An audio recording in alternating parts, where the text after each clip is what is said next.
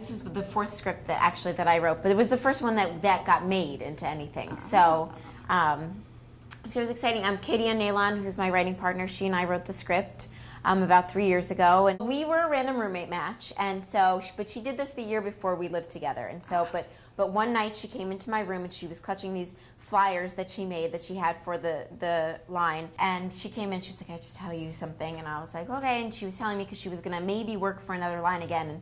And that's when I said to her a line that got cut from the movie, but was keep it quiet, keep it in your room, I don't want to know about it. And so she did it, and I never heard her do it, but it was just such a funny story that whenever she was at parties or bars or in the grocery store or whatever, and people would want to know about it. And so it just became the perfect place to set this story about two girls who were figuring out who they were. Well, but there's a real love-hate relationship going on here, and there is very often with girls. I need a minute of your time, okay? A minute where you are just neutral, and you're not judging each other, and you're not holding on to all the shit. Whenever I smell urine, it reminds me of the time you peed in my hair. Oh, there was a bum. What do you want me to say about it? There was no bum. Okay, stop it! You two hate each other for no reason! Anyone that's been friends with a girl knows that, you know, they can like or dislike things for little reason. And especially in the beginning, all of the sort of prejudgments that people can have about each other. You know, you see one thing, somebody's wearing the wrong sweater, and you think, ugh, I hate her, you know? I love being a slave. Yeah, put me under cage. And it's so big and it's looking at me. Let me out. Gotta go, bye. Yeah. Yeah. Surprise, she does phone sex out of the apartment. When you were making this one, you did it in 16 days, is that correct? Yeah. Wasn't that a little bit compressed? It sure was. Yeah, 16 days is a short period of time to make a movie. You know, a lot of comedies are shot in like 40 to 45 days. But, you know, when we decided to make this movie on our own, not through the studio system, it was a labor of love. I get $1 a minute for a phone sex line. Whatever they say, I just tell them I want to lick it. Okay, ew. You know, you're not better than me. You're not better than phone sex. We wrote the script with Ari's voice in mind, I should add. And so when we decided to make it on our own, she was the first stop. And they sent me the script. We were at the same management company, and they had sent me the script and this beautiful letter about 8 months before we started shooting. And it felt like they really got me, which was like this sort of amazing, just an amazing moment.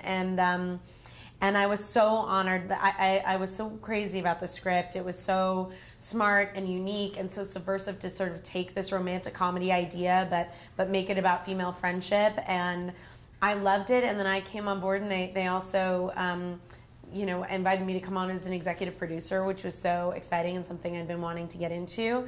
And then the three of us were sort of a unit, and then we found Jamie Travis, the director. How did Justin Long get his character? I hear that he played off of your personality. Yeah, he did. I mean, when I first had a phone conversation with him, we discussed how I was very conscious of not letting this become a gay male stereotype, a kind of the sex-obsessed, sleazy gay character that we see in so many movies. I can't say enough about how in awe of his talent I am. But you know, it's very meta the way he mimicked my actions and my mannerisms, and I think my spirit in some ways, although kind of took it to a heightened place. He's the beautiful Hollywood version of me.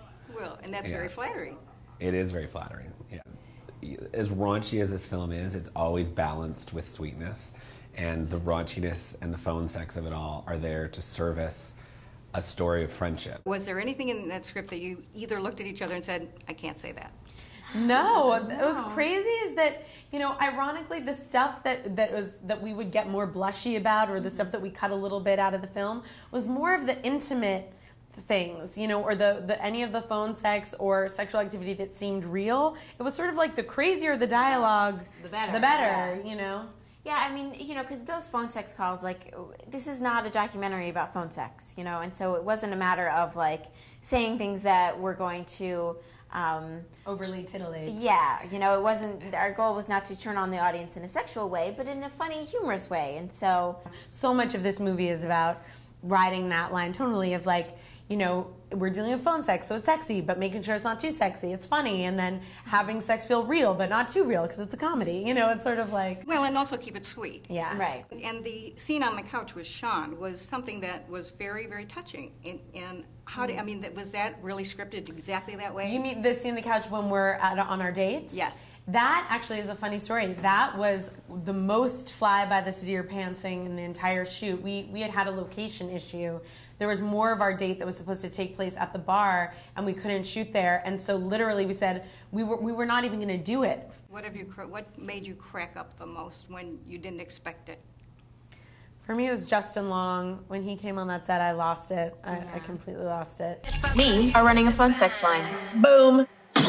And for me, sitting on the toilet, I don't know what it was, but whatever it was, I could not keep it together on that toilet. Katie, there's no toilet paper. I can't hear you. I'm running late. Bye. I thought her stance on the toilet was hilarious. Well, she kept commenting on it. And like, her legs were so far apart. I just thought, is that really how you pee? I know, and it's weird because then every time I would like sit down and pee and I would think about it, of course I would like change my behavior, so I still don't know the answer if that's how I really pee. One last question.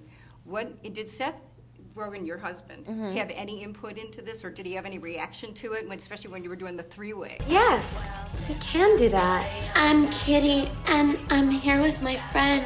I'm Caddy. Hello, Kitty and Caddy. That's, guarantee you that's going to confuse me once I start. Yeah, no, he was so supportive. You know, obviously he's super talented and really smart and funny, and so it was great to, you know, be able to show him the script along the way and get little notes here and there, and then obviously he came on board to be one of the callers, and he was an amazing, supportive husband, just like I'm sure anyone's husband would be during the process. I just had the added benefit that he happens to be a writer, you know. So, but I think, and he you know, brought so much to that scene. You know, that was we didn't know that he was going to be a pilot until we saw the location, and so you know then he went off and did his thing, which is, you know, so genius.